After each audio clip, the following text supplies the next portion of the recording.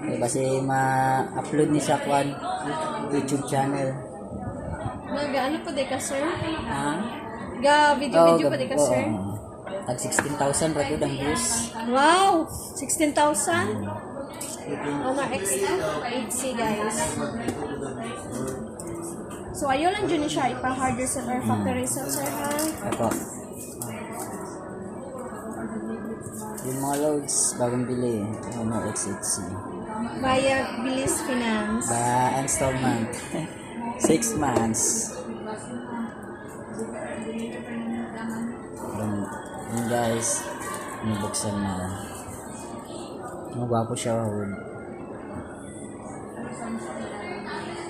Open na nato, sir. Sige na.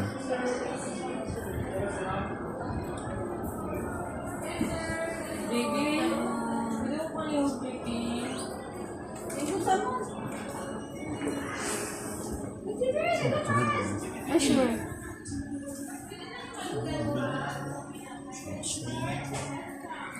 $512 na siya, ma'am, no? Okay ba na ito?